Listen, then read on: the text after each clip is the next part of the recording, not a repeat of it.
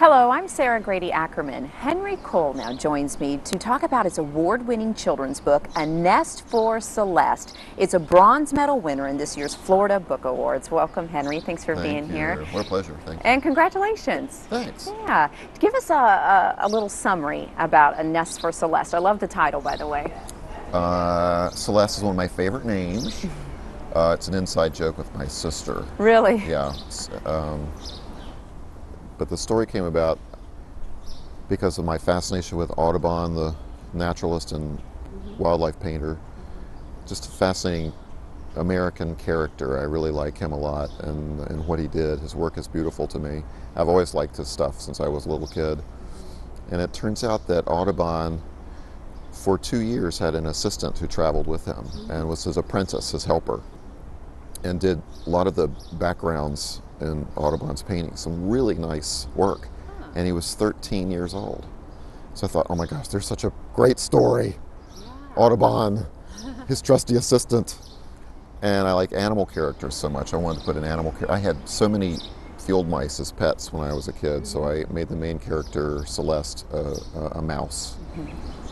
And Celeste runs into some pretty funny characters along. Yeah, there's some other characters in the story, some bird characters, and I put the setting, made the setting Oakley Plantation in Louisiana, which is where Audubon and Joseph, his assistant, stayed one summer.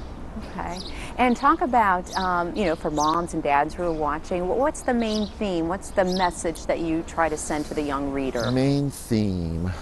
Well, I think Celeste is such a great character because she's so nice. She's such a good little person.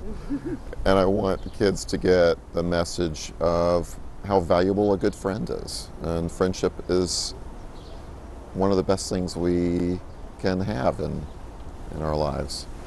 And I love the look and the feel of the book, and you illustrated the book yourself. Just talk about how you decided to go that route and how you hope it grabs their attention. Well, this sounds lame, but there's so many high-tech things in the world today, and one thing that gives me a lot of pleasure is just a piece of paper and a pencil, and just the act of drawing and making little marks on a piece of paper and turning it into a picture. I value that a lot, and there are no batteries required. You don't have to plug anything in. It's just drawing on paper. And I love the feel of a pencil drawing, and it has more of an older look. The story takes place in 1820, so it's got more of an old character feel to it. Wonderful. Yeah. Well, as you know, there were several submissions for the awards. How excited were you? What did it mean to you when you found out that you were a medal winner? Wow, it was terrific. I mean, it's so nice. I live in Florida, so it's nice to be acknowledged in Florida. I hope the book is widely read in the state.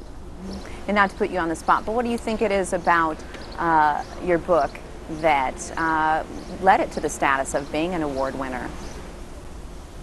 On the spot. Well, I think maybe one reason, as a reluctant reader myself when I was a kid, I would have been very drawn to this book because I think there are about 150 pictures in it, all very sensitively drawn, and a picture every page or every other page or so would have helped draw me into the story, and maybe that's one reason. I don't know. Well, it's just I love the story. I love that. I love your personal connection behind it, and we just want to congratulate you so much on winning this award. Well, you're very sweet. I appreciate it. Thank you. Production of this program is made possible in part by a grant from the Florida Humanities Council. Additional support comes from the Florida State University Libraries.